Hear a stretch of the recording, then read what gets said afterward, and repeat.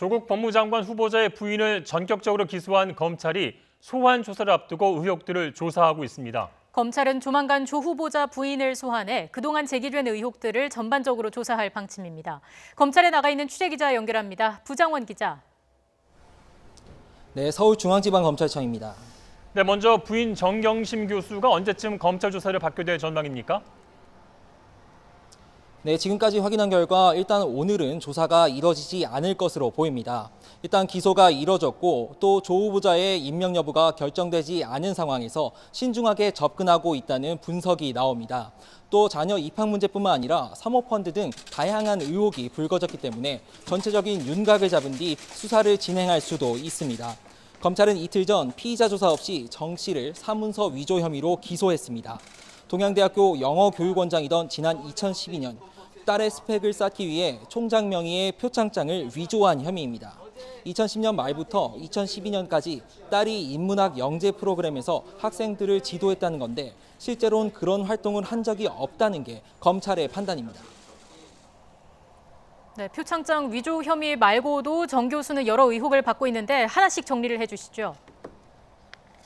네, 그렇습니다. 정 교수가 받는 의혹은 크게 세 가지입니다. 먼저 딸의 입학 전형에 허위 서류를 제출해 국립대인 부산대학교의 신입생 선발을 방해했다면 공무상 집행방해 혐의가 적용될 수 있습니다. 또 검찰은 조 씨가 2011년 수료했다는 한국과학기술연구원 인턴십 경력도 허위로 보고 조사하고 있습니다. 검찰은 최근 부산대 의전원 교수들을 조사하면서 이런 허위 경력이 조 씨의 입학에 어떤 영향을 미쳤는지 확인했습니다. 다음으로 증거인멸 정황이 있습니다. 정 교수는 이달 초 검찰 압수수색 직전에 자신의 동양대 연구실에서 컴퓨터를 가지고 나왔는데요. 이를 도운 한국투자증권 직원 김모 씨는 어제 증거인멸 피의자 신분으로 검찰 조사를 받았습니다. 마지막으로 정 교수와 두 자녀가 전 재산보다 많은 74억여 원을 사모펀드에 출자 약정한 배경도 살펴볼 의혹입니다. 관련해 검찰은 오늘도 사모펀드 운용사인 코링크 측 전현직 임원을 잇따라 불러 조사하고 있습니다. 관련 의혹들에 정 교수뿐만 아니라 조 후보자 본인이 관여했는지도 확인할 예정입니다. 네, 그런데 검찰이 피의자 조사 없이 청문회 당일 정 교수를 재판에 넘기면서 이 정치검찰이라는 논란이 불거졌는데요. 검찰의 설명은 어떻습니까? 네, 그렇습니다. 일단 공소시효 때문이라는 게 검찰의 설명입니다. 조 후보자의 부인 정 교수가 받는 사문서 위조 혐의의 공소시효는 7년인데요.